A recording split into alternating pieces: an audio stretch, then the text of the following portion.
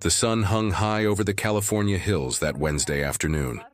Inside the enclosure, a young woman moved with quiet confidence, her phone pressed to her ear, her voice soft and familiar. She had no idea these would be her final words. Behind her, in the shadows of the feeding den, something was moving. A massive paw pressed against cold steel.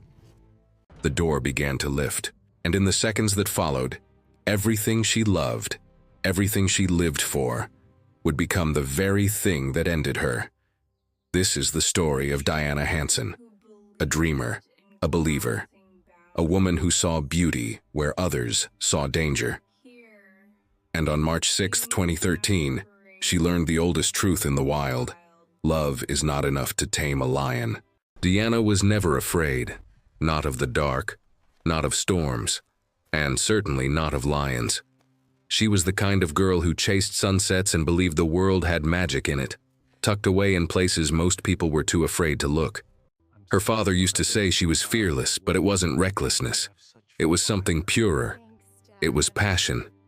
The kind that burns so bright you forget it can also burn you. She grew up in Seattle, surrounded by rain and routine, but her heart was always somewhere else, somewhere wild, somewhere untamed.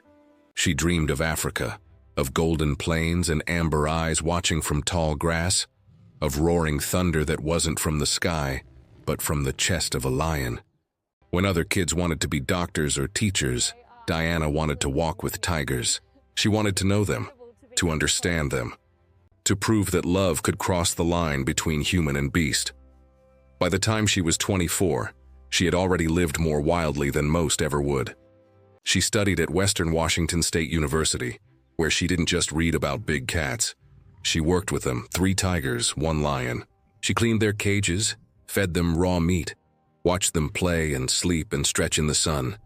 She even traveled to Africa, the land of her dreams, where she spent weeks surrounded by the animals she adored. Her friends said she glowed when she talked about them. Her eyes would light up, her voice would soften. It was clear to everyone who knew her.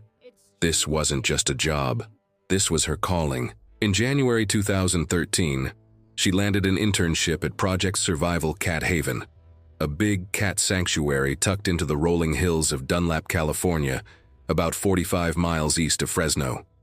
It was a private paradise, 100 acres of wild beauty where lions, tigers, jaguars, and lynx roamed in carefully crafted enclosures. The sanctuary's mission was to protect these magnificent creatures, to breed them, to educate the public. And for Dianna, it was heaven on earth.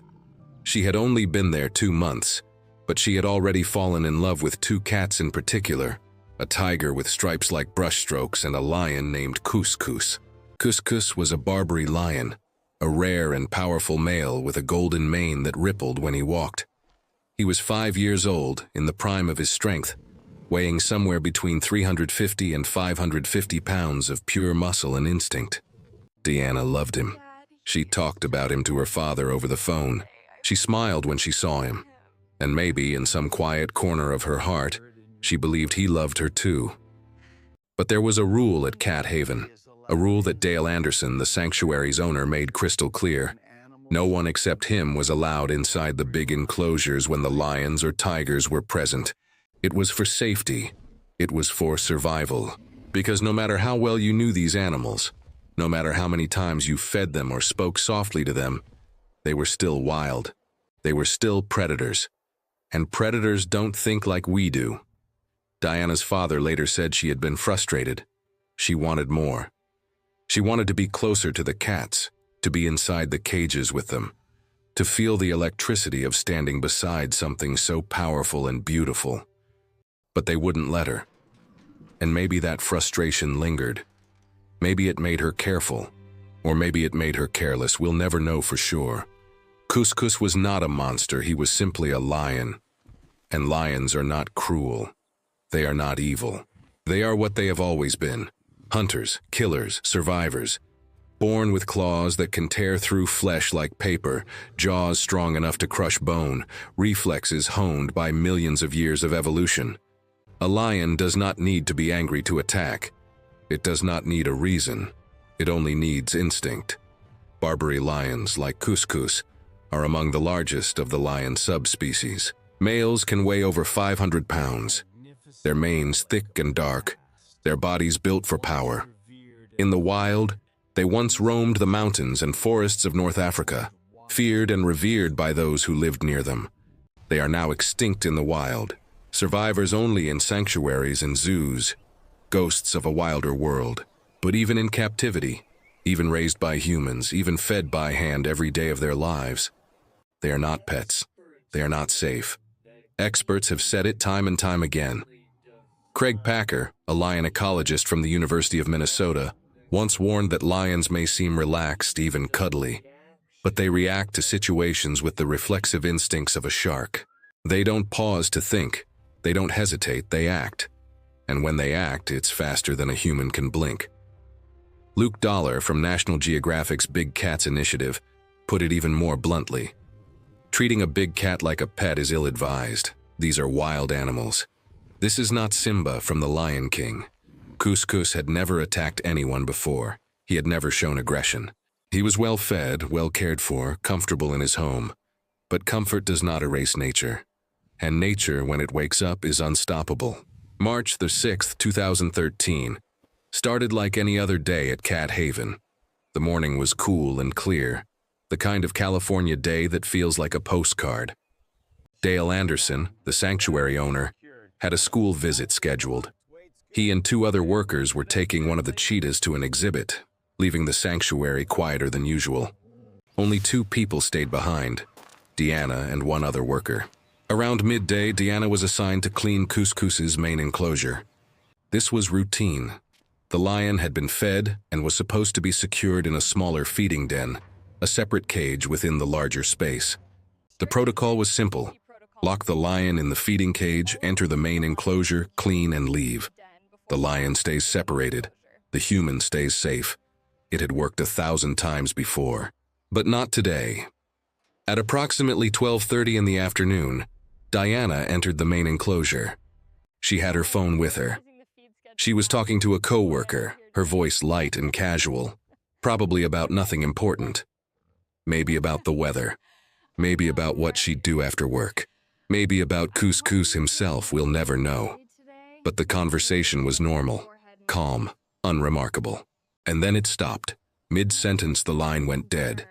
Not a goodbye, not a scream, just silence. The coworker on the other end felt a chill crawl up her spine. Something was wrong. She tried calling back. No answer. Panic rising, she ran to check on Dianna. What she found was a nightmare.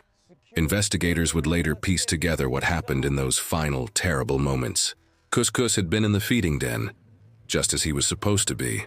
But the door, a heavy steel barrier designed to keep 500 pounds of lion contained, was not fully secured. Maybe it wasn't locked properly. Maybe there was a mechanical failure. Or maybe, as the evidence suggested, Couscous simply lifted it with his paw. Lions are strong, stronger than most people realize. A single swipe of a lion's paw can shatter a skull. A push from its shoulder can topple a man. And Couscous was not small. He was fully grown, fully powerful, and fully capable of moving obstacles that stood between him and freedom. The door lifted, and he stepped out. Dianna likely didn't see him at first. She was talking on her phone, focused on her task, moving through the enclosure with the easy confidence of someone who had done this before.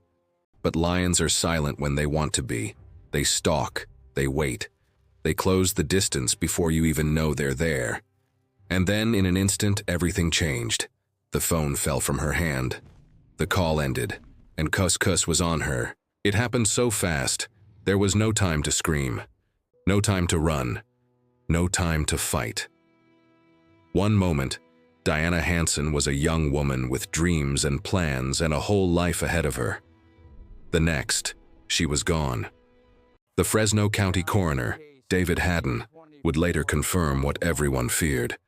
Dianna died instantly, her neck was broken. The force of the lion's attack, whether a bite, a swipe, or a tackle, snapped her spine in a single brutal motion. She did not suffer. She did not feel the claws that raked across her body afterward. She was already gone. Couscous did not stop. Not because he was cruel, Not because he wanted to hurt her, but because that's what lions do. Once the hunt begins, instinct takes over. He clawed at her. He moved her body. He acted on reflexes older than language, older than thought. By the time help arrived, it was already too late. The call came in to 911 just after 12:30. A frantic voice. A lion attack. A woman down. Fresno County Sheriff's deputies and emergency responders raced to the sanctuary, sirens screaming through the quiet hills. But when they arrived, they faced an impossible situation. Dianna was inside the enclosure. Kus was standing over her body, and there was no way to reach her without going through him. Another Cat Haven employee tried first. Armed with nothing but courage and desperation, they attempted to lure Kus away from Dianna. They called to him. They used food. They tried everything they could think of, but the lion would not move. He stayed close to her, protective or possessive, it didn't matter. He would not leave. The deputies had no choice. According to the sanctuary's safety protocols, if an animal attacks and cannot be safely contained, lethal force is authorized. Less than 30 minutes after Dianna entered that cage, a sheriff's deputy raised his weapon and fired. Kus collapsed. The roar that had once filled the sanctuary with awe and wonder fell silent forever. But it was too late. Dianna was gone, and nothing could bring her back. The news spread fast. By evening, reporters swarmed the sanctuary. Camera crews lined the dirt road leading up to Cat Haven. Headlines flashed across the country. Intern killed by lion. Big cat attack turns deadly. Tragedy at California sanctuary. The world wanted answers. The world wanted someone to blame, but blame was hard to find. Cat Haven had been operating since 1998, incident-free for 15 years.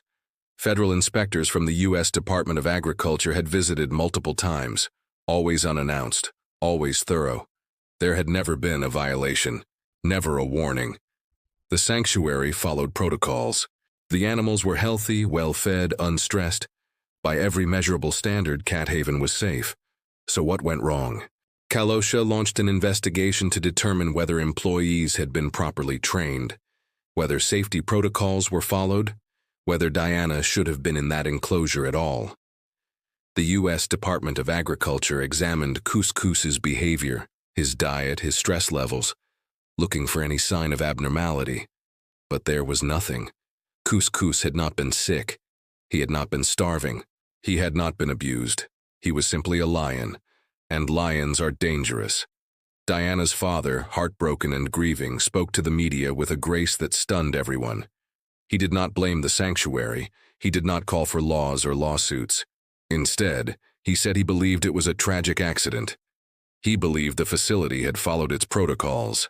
And in a moment of profound understanding, he suggested that maybe this wasn't a vicious mauling at all.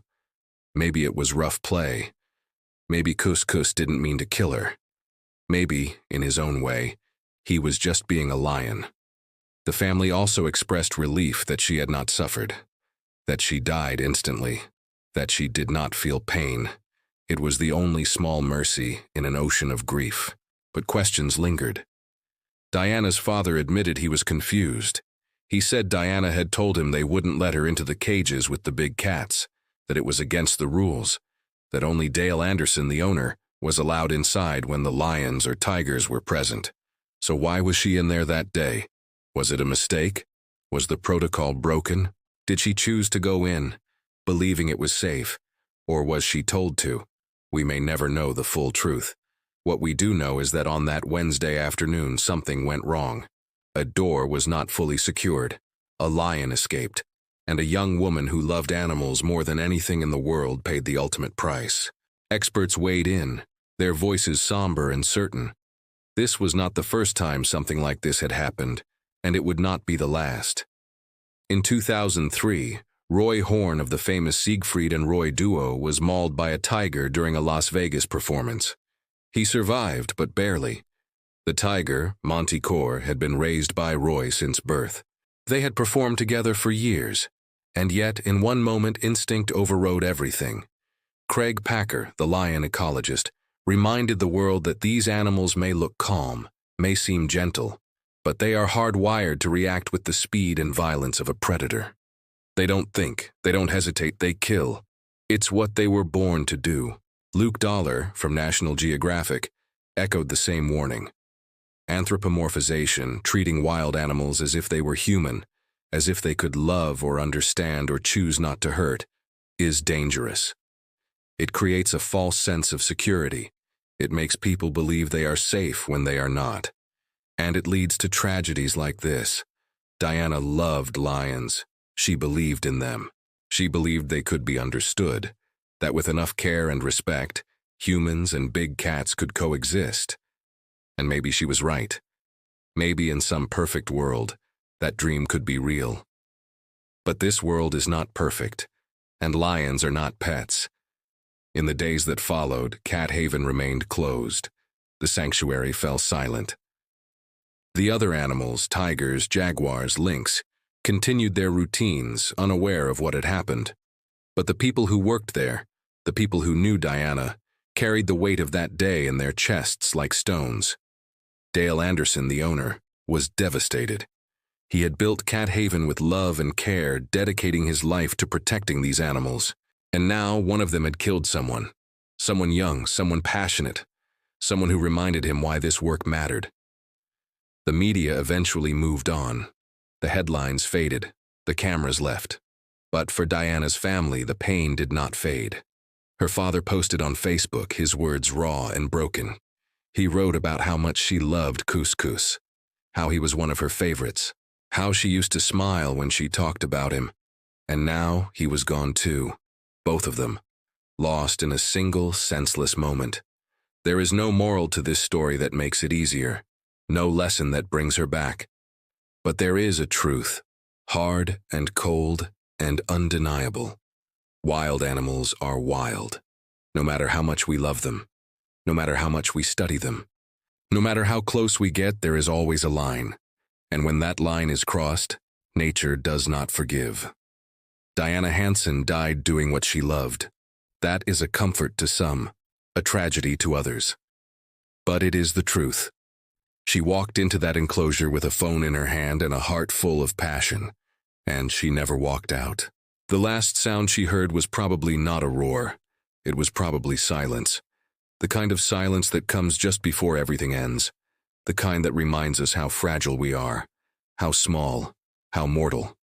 And somewhere, in the wild places of the world, lions still roar. Not out of anger, not out of cruelty, but because that is what they do. That is what they have always done. And no amount of love, no amount of hope will ever change that. Dianna believed in the beauty of the wild, and the wild, in its own terrible way, believed in her too.